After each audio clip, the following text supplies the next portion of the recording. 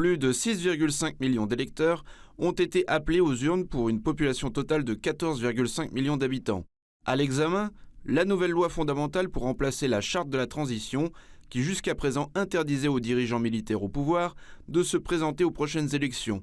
Une barrière qui ne figure pas dans le projet de nouvelle constitution, ouvrant ainsi la voie au président par intérim, Mamadi Doumbouya, pour se porter candidat à la future présidentielle. Ça va dans notre avantage. D'après des articles que j'ai lus, je n'ai pas pu prendre tout le temps pour lire tous les articles, mais en tout cas, la plupart que j'ai lus, ça va dans notre propre intérêt. Donc, je suis confidentiellement pour.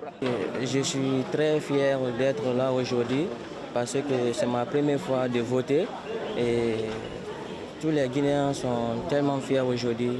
Donc mon souhait, c'est l'instaurer la démocratie en Guinée d'abord.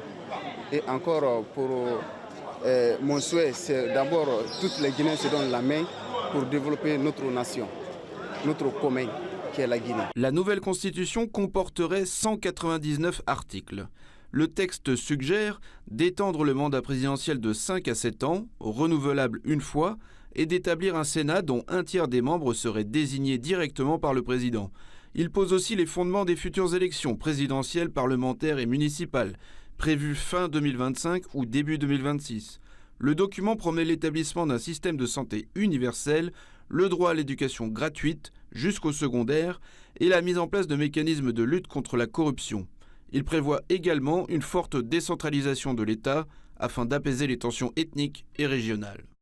Aucun individu, aucune fraction du peuple ne peut s'attribuer l'exercice de la souveraineté nationale. Le principe de la République de Guinée est le gouvernement du peuple, par le peuple et pour le peuple. Le suffrage est universel, légal, secret, libre et transparent. Rappelons qu'à la veille du scrutin, des forces d'opposition avaient appelé au boycott de ce vote déterminant et au sabotage de la transition vers l'ordre constitutionnel dans sa forme actuelle, craignant pour son avenir politique. Nous invitons tous les militants de l'EFDG, tous les Guinéens épris de démocratie et de liberté, à rester chez eux le 21 septembre prochain et donc de s'abstenir de voter.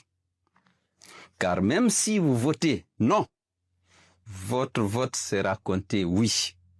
Ne vous associez donc pas à ce vol en perspective des suffrages des Guinéens. À la veille du référendum, les mesures de sécurité ont été renforcées dans la capitale. Des soldats et des gendarmes ont été mobilisés dans les rues avec plus de 1000 véhicules blindés déployés. Pour des raisons de sécurité, les autorités ont interdit la circulation des voitures et des motos sur l'ensemble